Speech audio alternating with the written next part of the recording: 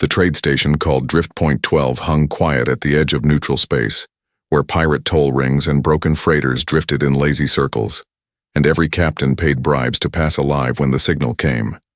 No one understood it at first. It was clean. No static. No threat. A voice that sounded human. Calm, measured, precise. The language was old, Terran standard, and yet perfect in rhythm. "This is Captain Marisol of the Terran Starborn vessel." Quiet answer requesting permission to assist in rescue operations. The controllers froze. There had been stories of Earth people once rulers of storms and silence. Now myths told of frightened smugglers. A deckhand whispered, "It must be a trick." The scanners showed a ship the size of a small moon sliding from warp without weapon locks active. Its hull carried white markings and a symbol of a rising sun no one had seen in 5 centuries. Pirates controlling the toll ring laughed over comms demanding identification. The human voice replied, "Steady, our registry predates your databases. Our intent is medical assistance. Release the trapped convoys and we will help with repairs." The pirates fired a warning shot, a glowing bolt across the black. The human ship did not move, did not answer. With threats, its engines cooled further. Instead, it sent out tiny drones that gathered drifting escape pods and towed them toward the station. The pirates cursed and fired again. The shots bent in strange arcs, hitting nothing. Their sensors blanked, as if the universe had turned its face away. Rin Tali, the comms officer of Drift Point 12, watched the scene with shaking hands. She expected the human to retaliate to burn the raiders. But the voice remained calm. Each phrase timed like a heartbeat. "We will neutralize the ring structure. Please clear your traffic corridors." The next moment, a pulse rippled through space. Silent, yet every screen blinked out when they returned. The toll ring was gone, its control nodes offline. No explosion, no fire, just stillness. The raiders vanished into warp, leaving wreckage and rumors behind. Refugees began docking, begging for food and shelter, and repeating what they had seen. A human ship that fought without anger. Captain Marisol came aboard, walking slowly. Through the wounded decks, her uniform simple, her face unreadable. She thanked Rin by name, though they had never met, saying, "Your translation kept them alive. Thank you." The calmness of her voice made even wounded pirates obey when she asked them to stand aside. She ordered her crew to repair the alien systems before touching their own. Across the network, reports flooded news channels. Politicians screamed that humans could not exist. One counselor claimed it was an AI mimic. Another swore it was a hidden Empire's spy vessel.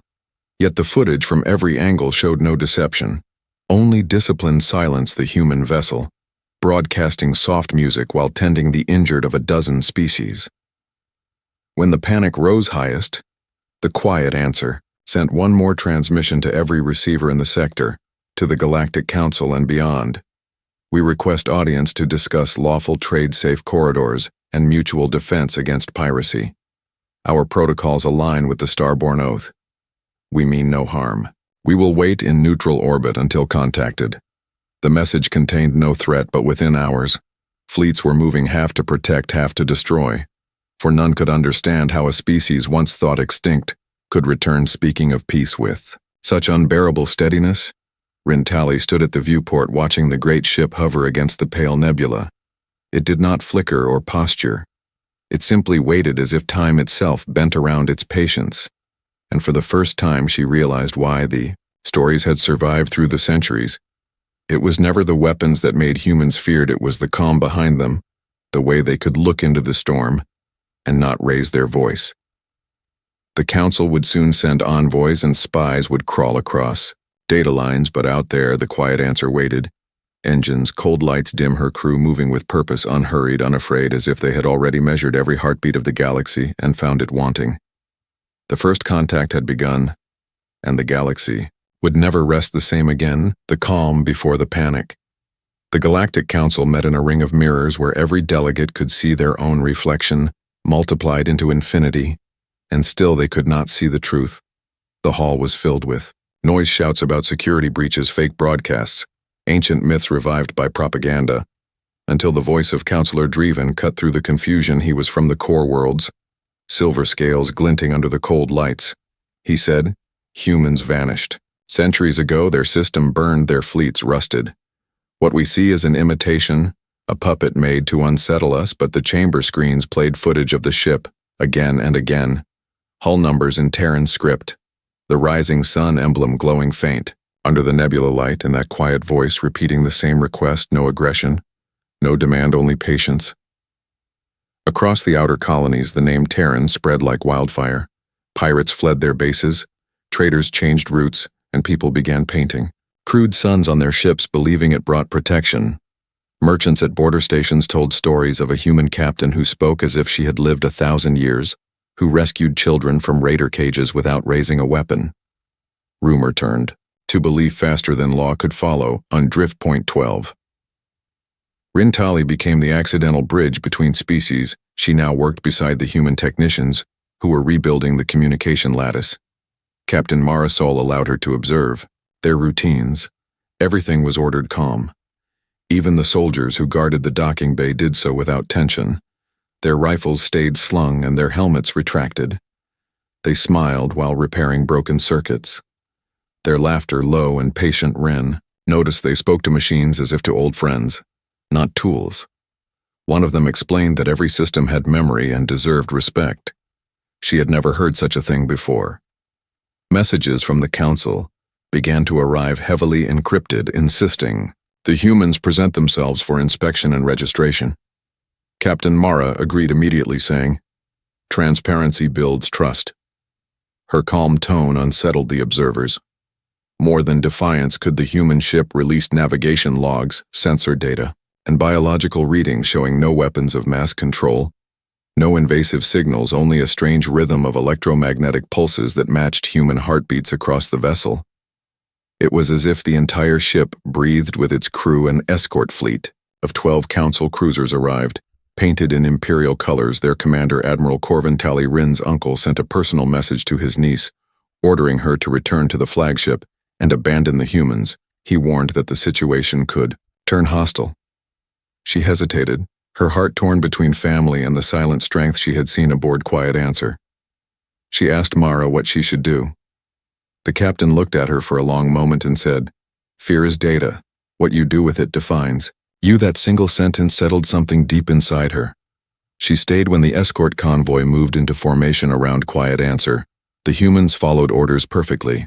Their drives powered down, their weapons ports sealed. Yet every alien sensor operator watching them felt a creeping unease because the Terran readings were too clean, their patterns too controlled, like an animal pretending to sleep with one eye open. Admiral Corvin kept the fleet at maximum readiness, waiting for the slightest excuse, but none came. Instead, Marisol transmitted a simple greeting, thanking the council for arranging safe passage and requesting that refugee transports be allowed to travel in the center of the formation under her ship's protection. The convoy departed Drift Point 12, slowly, the stars stretching into thin white threads as engines fired. The broadcasts of their journey were streamed live across half the galaxy. News anchors tried to interpret the calm. Some called it arrogance. Others said it was the discipline of a civilization that had seen too much, yet the more the humans said nothing, the louder the fear became. One commentator whispered that when a predator stops making noise, it is because it already knows it has won. Midway to the capital system, an accident occurred. A refugee freighter lost stabilizers and began to tumble into the escort path. Corvin ordered evasive maneuvers, fearing a trap, but before any cruiser could act, Quiet Answer slid ahead like liquid light, extended magnetic tethers, and caught the freighter within seconds, stabilizing it without collision. The humans spoke softly to panicked refugees, guiding them through breathing exercises until systems cooled. The entire event, streamed live, the galaxy saw it, and the silence that followed across networks was heavier than thunder. At the next waypoint, Rin stood at the observation deck, watching other crews avoid eye contact with the human Marines. She whispered to Mara that everyone feared them. The captain answered softly, "They fear stillness because they have forgotten it." Then she turned back to her station, issuing orders with the same steady rhythm as before. By the time the convoy reached the edge of the capital sector, half the Empire believed humanity had returned as conquerors, and the other half believed they had returned as saviors. but no one could explain why their calm frightened both sides equally. The escorts sent encrypted messages requesting reinforcements and analysts, filled data reports with warnings about psychological contagion. The humans, however, continued on course, patient, unbothered, as if they had been expecting all this since the day they left Earth and somewhere deep in the ship's quiet corridors. A recording played the same song over and over, soft human voices humming beneath the hum of the engines. A song about coming home to a place that no longer existed, and Rin realized that perhaps they were not conquering anyone. Perhaps they were only trying to remember who they used to be, and the galaxy was terrified, simply because it had forgotten how to listen. Velvet words, hidden knives. The capital ring of the Galactic Empire shimmered. Above a blue star like a crown of glass and arrogance, every corridor lined with banners of old wars and fragile peace. And into that glittering storm, the Terran ship. Quiet Answer drifted with calm engines, cold sensors open, as if laying its heart. Bear Captain Marisol stood at the bridge window, silent, her eyes watching the reflection of 1,000 scanners aimed at them like spears. But she did not blink. She only said, "Let them see we hide nothing." Her officers moved in quiet harmony, their faces unreadable, their tone even not one wasted motion. The calm itself became an armor in the council chamber. Reporters swarmed and lights flashed as Admiral Corvin Taylor presented his niece Rin before the assembly. She looked smaller than she had ever felt, yet steadier. She spoke of what she had witnessed. The human crew's restraint, the aid they had given to strangers, the quiet with which they carried themselves. Some counselors mocked her story, claiming hypnosis or hidden fear drugs. But the recordings left no space for lies, and still none believed that a people could wield such control without deceit. Behind the walls, however, plans were already written in the shadows. Diplomats smiled while assassins prepared blades. The High Directorate feared human transparency more than human fire. They ordered the immediate acquisition of Terran technology and sent a coded command to a stealth cruiser disguised among the escorts to disable Quiet Answer, seize its databanks, and present the human captain as proof of obedience to the Empire. The operative fleet chief whispered that humans might sense it too early. The director replied, "Then move faster. Aboard. Quiet Answer." No one raised alarms yet. Systems adjusted on their own, as if anticipating. Trouble drones recharged shields, realigned comm arrays shifted to encrypted pulse forms. Captain Mara received a silent notice from the ship AI stating external power fluctuations consistent with hidden weapon charging.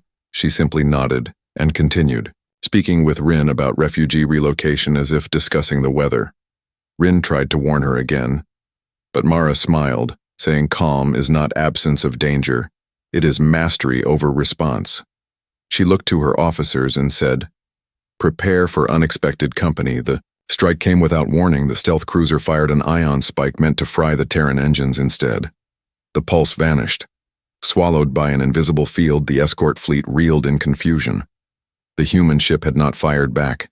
It simply shifted, light around itself, and transmitted a message of reassurance. "Attention. All vessels, no harm will come. We are stabilizing our grid. Please stand clear." The tone was so measured, so polite, that it chilled every listening crew member. The stealth cruiser tried again, this time aiming for the bridge, but its weapon melted mid-charge as if space itself refused to carry. The order. Rin watched in awe, the Terran officers moving like a single organism. None shouted or cursed. They communicated with hand signals and small nods even while danger surrounded them. She thought of her uncle commanding through fear and realized why his power could never last. Mara gave one short command: disable the aggressor. Gently, a focused beam touched the stealth cruiser's reactor coolant loop, and the great ship went dark, drifting powerless but intact. No deaths, no flames, just silence. When the council demanded explanation, the humans sent a transcript of every action with timestamps, ship logs, sensor feeds, even medical heart rates. The evidence showed perfect defensive posture. No aggression, only neutralization. The broadcast flooded across the public net. Millions of citizens watched open-mouthed, as the legendary predators of old had just spared their would-be killers and even offered rescue tugs to bring them home. The Empire's propaganda collapsed within hours. That night, riots broke out across inner systems, workers demanding an end to imperial taxes, traders requesting new Terran trade routes. The directorate issued martial orders and tried to censor the feeds, but the clips kept returning, reposted from 1,000 private stations, and even from inside military ships. Admiral Corvin saw the messages, and for the first time in years felt shame burning through his pride. Inside Quiet Answer, the corridors glowed in soft gold. Human children sang in one section where refugees had been given food and beds. Rin wandered among them, seeing a world she had never imagined. She asked Mara why. She showed mercy to enemies, the captain answered. Because fear breeds faster than life, we cannot kill our way to peace. The words struck her deeper than any wound could, and she began to wonder whether the galaxy's real weakness was not its corruption, but its noise, its inability to stop speaking long enough to hear truth. In the morning, the humans sent another calm transmission. We will proceed to present our proposal for lawful peace and shared protection. If the Council wishes to deny it, we will depart without violence. Our mission was only to offer cooperation. The message ended there. No music, no threat, just stillness. And yet the stillness thundered across empires, louder than any bombardment. Far above the capital ring, the Quiet Answer floated untouched, a single quiet shape against the storm of arguments below, waiting as always with patience, infinite and unknowable, while the galaxy stared and wondered whether the silence of humans was the greatest weapon ever forged. The price of peace. The Council. Hall of Mirrors had never known silence until that day. Banners hung limp as if the air itself refused to move. Delegates sat uneasy, and for the first time in memory, no one shouted. The humans had submitted their proposal without guards or demands, a data crystal delivered by an unarmed envoy whose voice carried no pride, only clarity. The proposal spoke of fair trade, corridors of amnesty for slaves, of shared rescue fleets, and transparent records to prevent future wars. Every word balanced between mercy and strength. Every line written with the patience of a species that had seen its own extinction and refused to repeat it. The delegates read in disbelief. Some laughed, some sneered, others trembled for the calmness of the words. Felt heavier than any threat they had faced before. Admiral Corvin Tali stood at the edge of the hall, his eyes fixed on his niece Rin, who now walked beside Captain Mara Sol. The sight stirred confusion in him, pride and regret twisting. Like blades, he wanted to believe she had been deceived. Yet the peace in her face broke every accusation he had prepared. Outside, the chamber riots burned through the lower sectors. Millions protested against corruption, demanding the Empire accept the human terms. Dock workers refused to fuel warships. Merchants blocked the hyperlanes with cargo haulers painted with the rising sun symbol.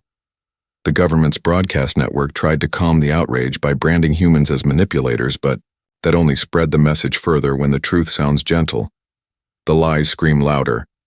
Captain Mara Sol was invited to speak before the council. She stepped into the hall without armor, without guards, only her calm expression and the faint hum of her translator bead. She thanked the council for the opportunity and spoke of cooperation. Her voice slow, steady, like a tide, washing through the panic. She described how humanity once tore itself apart, and how from that ruin the Starborn Oath was born, to protect, not dominate, to serve, not rule, and to remember that silence can heal faster than fire. She ended with a simple line: "We came not to lead, but to remind." Her words fell into the hall like stones into deep water ripples spreading. Long after she stopped speaking, the oldest counselor rose, shaking his scaled hands, and asked, "What if we refuse?" Mara met his eyes and answered, "Nothing will happen. We will leave and let history continue as it wishes." But she added softly that every empire eventually meets a mirror, and when that day comes, calmness will decide whether it breaks or reflects. After she left the hall, Corvin approached his niece in private. The admiral's uniform shimmered with old medals, yet his shoulders drooped. He told her the directorate had chosen deception. They planned to lure the humans to a gravity field known as Ashen Gate, under pretense of treaty signing, where weapons hidden in the debris of ancient wars could trap them. He begged Rin to return to safety, saying humans could not survive what was waiting.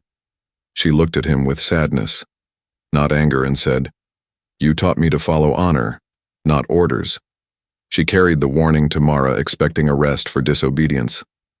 But the human captain listened. Without surprise, the star maps already showed movement near Ashen Gate. Mara nodded and said thank you for confirming what we already knew. Then she asked Rin if she would stand on the bridge when they arrived. Because trust was stronger than suspicion, Rin hesitated only a moment before agreeing. That night, the crew of Quiet Answer prepared not for battle but for rescue operations. They loaded medpods, repair drones, and food containers. The corridors glowed in gentle blue light. Officers spoke softly, reviewing evacuation routes, not attack vectors. Rin wandered among them, trying to find fear, but there was none. They moved like a tide drawn by gravity itself, every face calm, every motion precise. She realized they did not prepare for victory, they prepared for consequence. As the ship set course toward Ashen Gate, news of the upcoming treaty spread across the galaxy. Millions watched the live feeds, believing peace was near, while others whispered of betrayal. Fleets mobilized quietly behind encrypted orders. The Empire sharpened its knives under banners of diplomacy, unaware that the humans already saw every blade. Mara stood at the observation deck, watching the stars slide past her reflection, barely visible. She said to Rin, "Every choice has a price, and peace costs more than war because it asks us to change, and change is the one thing empires fear." She turned away from the window and added, "Calmness is not weakness. It is the courage to walk unarmed into the storm." The ship continued its path into the dying light of Ashen Gate, where betrayal waited like a shadow pretending to be sunrise, and yet, within that shadow, something else began to stir. The slow awakening of fear, not in the humans but in those who would test their calm ambush. In the dying light, Ashen Gate lay like a wound in the galaxy, a region of broken stars and twisted metal where gravity storms moved like living beasts, and the wrecks of forgotten wars spun endlessly in silence. The Council had chosen this place as the meeting point under the pretense of diplomacy. But it was no peace summit. It was a killing ground. Fleets hid behind shattered moons, their weapons cloaked under magnetic fog. The sun spear arrays buried in asteroid hollows charged with power enough to vaporize continents. They believed no ship could navigate this region without guidance, and no crew could survive the storms. But they had forgotten who they were dealing with. The Terran ship, Quiet Answer, entered the outer rim of Ashen Gate without escorts, its hull lights dim, its engines pulsing slow and steady. Captain Marisol stood on the bridge, her eyes calm, the crew silent as the sensors filled with false signals and shifting gravities. She raised her hand and spoke softly. "Adjust pitch. 10 degrees counter. The pull with pulse thrusters map the drift before we move further." The crew obeyed with practiced ease, their screens showing not chaos but rhythm. The ship's AI weaving the data into a living map. Every gravitational pulse became music, every danger a note in the pattern of calm. Rin stood beside the captain, her heart beating too fast, her hands trembling. Yet she felt the strange steadiness of the crew surround her. It was as if the ship itself breathed with them. She looked out the viewport and saw flashes of light, fleets hiding behind the fog. The Empire waiting for the first move. She turned to Mara and whispered, "They mean to destroy us." Mara nodded, her voice quiet. "They have already destroyed their honor. Now they will test ours." The first volley came without warning, beams of plasma lancing through the haze, explosions blooming like blue flowers around the Quiet Answer. The ship did not return fire. Instead, it adjusted angles, letting the bursts skim its shields harmlessly, every movement calculated to protect the civilian convoys following behind as the attack continued. Mara's orders came soft and calm. Deploy the mirror drones, create safe lanes for the refugees, cut power to external weapons. We do not answer rage with rage. The drones scattered like fireflies, leaving trails of reflective light, bending energy away from the helpless ships trapped in the storm. Admiral Corvin watched from his command deck, horror tightening his chest. He had begged the Directorate to reconsider, but they had insisted humans could not be trusted. Now he saw their ships saving his own wounded craft, guiding disabled cruisers out of the debris, instead of finishing them. He shouted to his officers, "Cease fire. Cease at once," but the Directorate override forced his weapons to continue firing, and his voice was lost beneath the roar of orders from those who commanded from safety. As the chaos deepened, the gravity storm surged, swallowing ships whole. The Council fleet began to collapse under its own weight. Communications failed. Screams filled the channels, and through it all, the voice of Captain Mara came steady across every frequency. This is Captain Saul of the Terran Starborn vessel. Quiet answer. Cease your fire, and we will help you survive. Continue, and the storm will judge us all. Her voice carried not threat, but certainty, even in panic. The crews listened one by one. They silenced their weapons and began transmitting Mayday signals to the humans. Then, the storm's core opened, revealing the sunspear arrays glowing like the eyes of a dying god. Their power gathering to one point directed at the quiet answer. Rin realized the blast would not only kill them, but ignite the surrounding debris, killing millions. The AI confirmed the charge in progress, and Mara gave the quietest command shield. Web pattern 3, focus all energy. Outward, protect the refugees. Every ship under Terran coordination moved in perfect symmetry, connecting shields to form a lattice of light. The spear fired, and for a moment the universe turned white. When the glare faded, Quiet Answer still stood. Her shield shattered but unbroken, her engines dim, but alive. The sun spear had burned itself out. The gravity storms began to collapse, leaving wreckage and silence. Rin's uncle finally managed to cut the Directorate's link. His ships moved to cover the humans, and for the first time in decades, Imperial and Terran vessels stood side by side, not as enemies, but as survivors. The battle ended not with surrender but with exhaustion. Mara opened a channel to every frequency, saying, "We came here offering peace and met betrayal, yet we still choose calm. The dead will not rise from anger, but their memory can build something better." The entire galaxy heard her voice.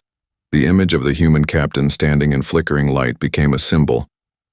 Broadcast across systems, even those who hated her could not deny the stillness in her gaze. As rescue teams began collecting survivors, Rin watched medics of both sides working shoulder to shoulder and thought of what calmness truly meant. Not silence, not coldness, but the strength to face chaos without letting it take your soul. The wrecks drifted away. The storm settled, and above the dying light of Ashen Gate a new dawn began forming. One built not from victory but from endurance. The kind of endurance that only humanity seemed to carry, like a heartbeat too strong to ever fade. The Empire looks in a mirror. The days after the battle at Ashen Gate spread like ripples through a quiet sea. The galaxy could not believe what it had witnessed. Fleets burned by their own deception, and yet the humans had saved those who had sought to destroy them. News feeds replayed.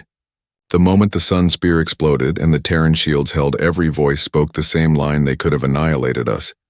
But they chose restraint. For the first time in centuries, the people of the Empire began to question their masters, not out of rebellion but out of shame. In the capital ring, the High Directorate trembled behind sealed walls. Their propaganda machines flooded the networks with stories of Terran trickery, yet footage from thousands of sources kept spreading human rescue. Ships tending the wounded, both friend and foe, children singing aboard Quiet Answer as they shared water and food with alien survivors. Every clip carried the same silence between the words. The kind of silence that told more truth than speeches. Ever could the Directorate realize they were no longer feared, and without fear their rule began to crack.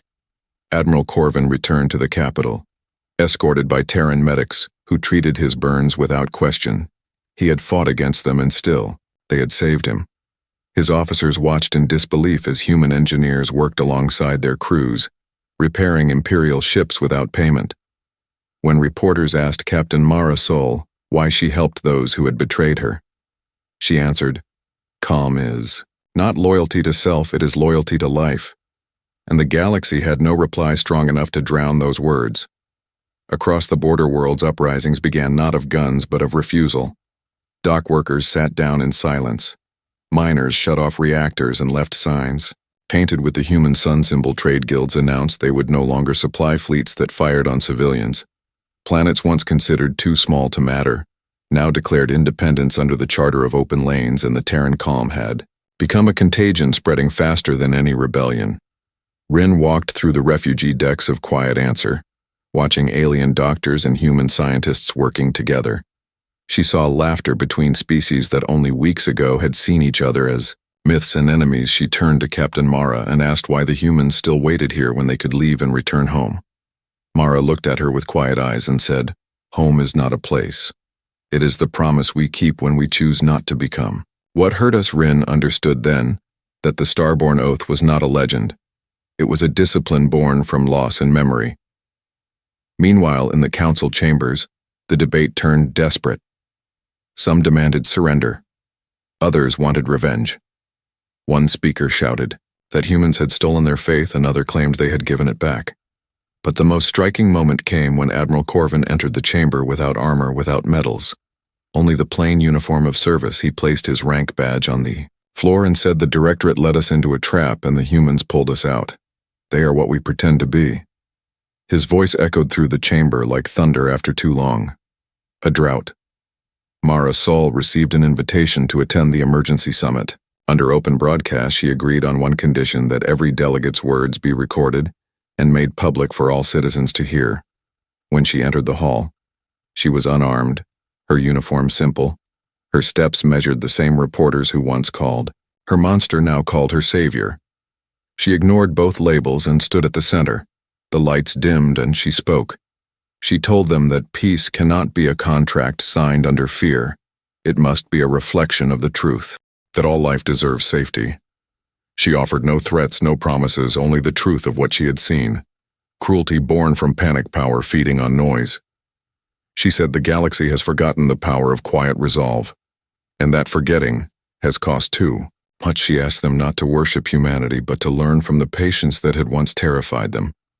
Because that fear was only recognition of what they lacked. Outside, millions watched the broadcast in markets, in shipyards, and schools. They did not see a conqueror.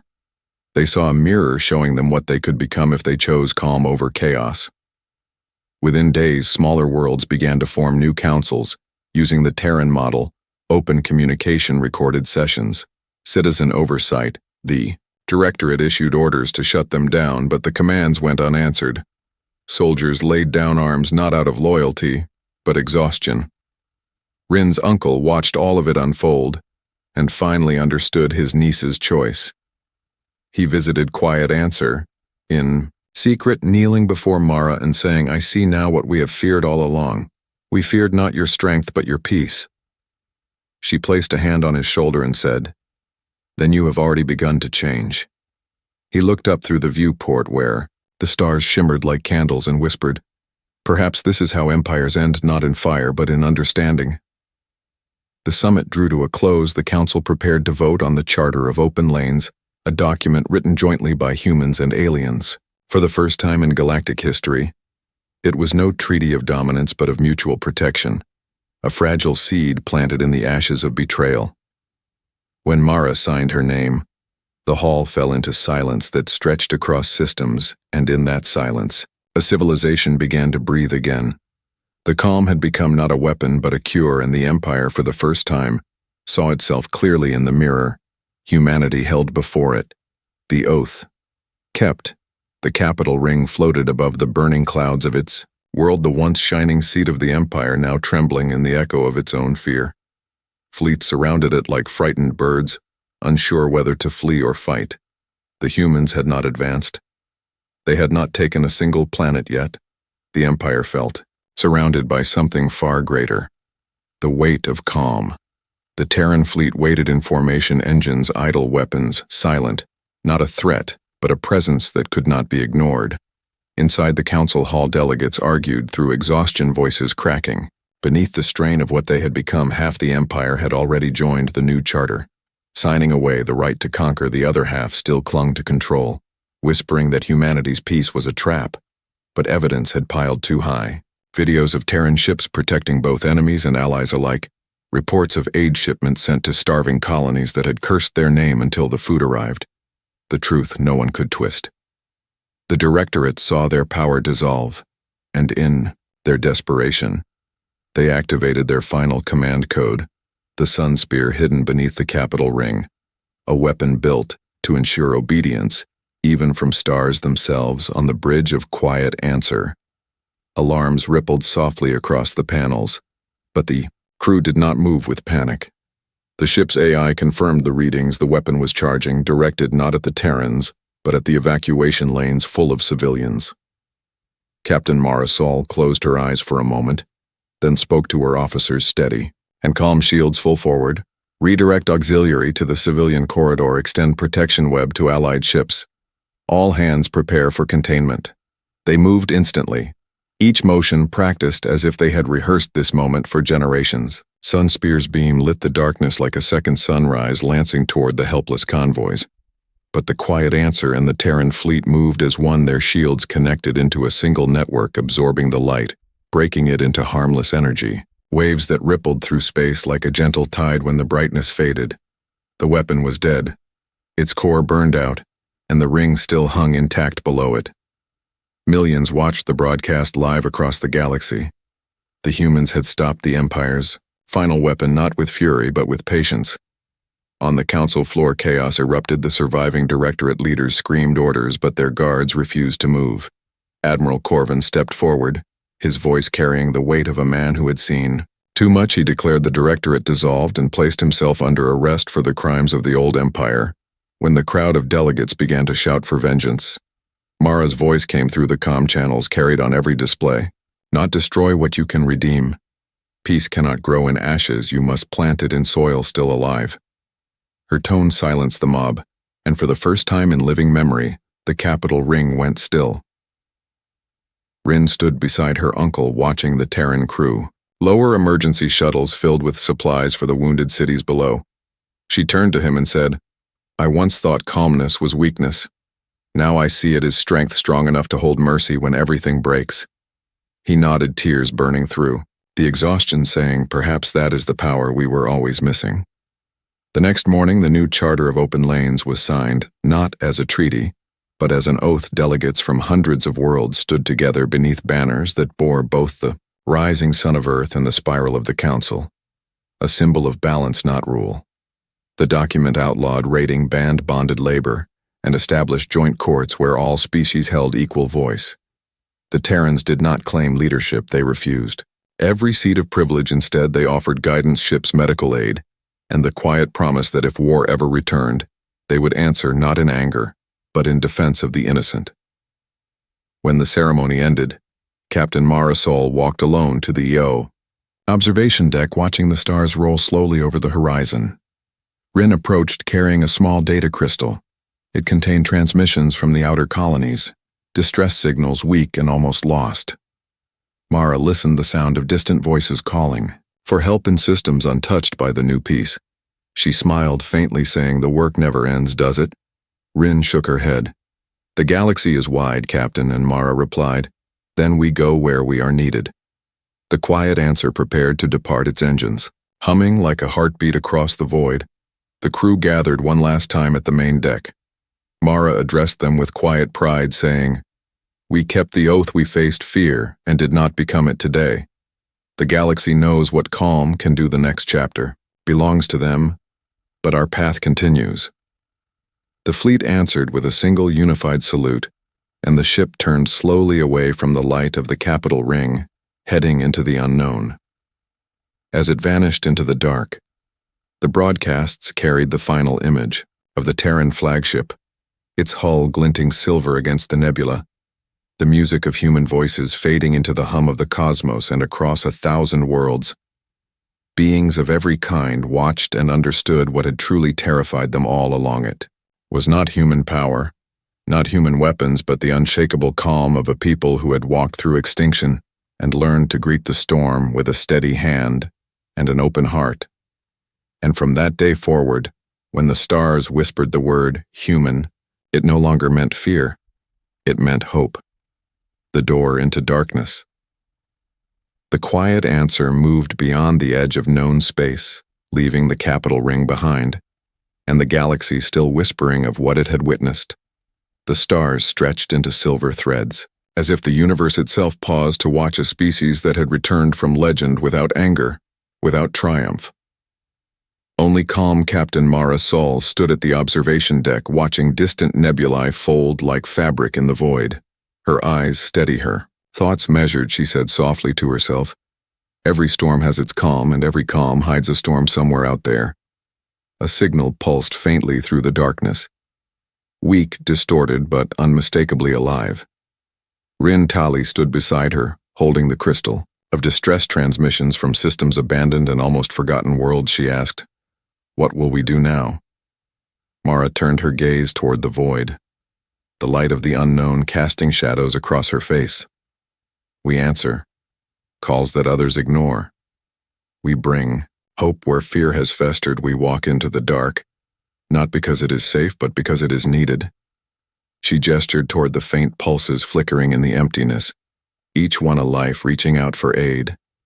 And she said quietly, "They do not know we are coming, and perhaps that is best."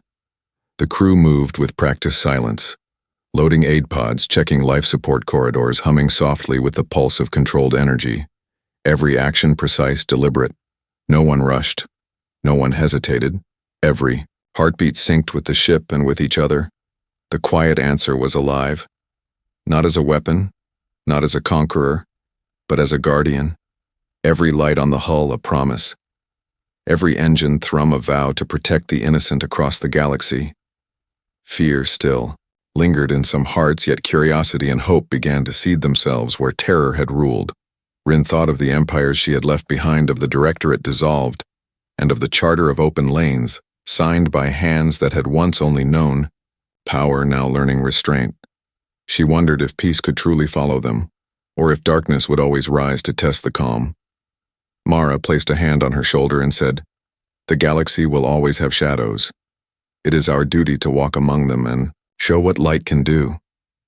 The rest is not ours to command, only to witness and respond." The signal grew stronger, pulsing irregularly across the sensors, like a heartbeat struggling to survive. Mara studied it in silence. The shape of the readings suggested life signs both familiar and strange, the kind the crew had never catalogued before. She called the officers together. The bridge glowed with the soft blue of emergency lights, and the crew listened as she said, "We do not know what we will find, only that someone or something needs us. And that is enough," the engines whispered. To life again, and the ship tilted gently toward the source of the signal. As they accelerated into the void, the stars seemed to bend around them, trails of light, stretching as if guiding the Terrans forward. The galaxy watched and wondered what this calm species would do next, and if the legends would continue to grow across systems still untouched by human hands. The quiet answer carried no fear, no hate, only purpose and the faint hum of promise ringing across the dark. And so the humans went into the unknown, their path uncharted, their mission endless, the galaxy no longer afraid, but awakened by what could be achieved not through conquest, but through measured courage and steadfast calm. Every world that watched felt the echo of their presence like a heartbeat against the void. The end.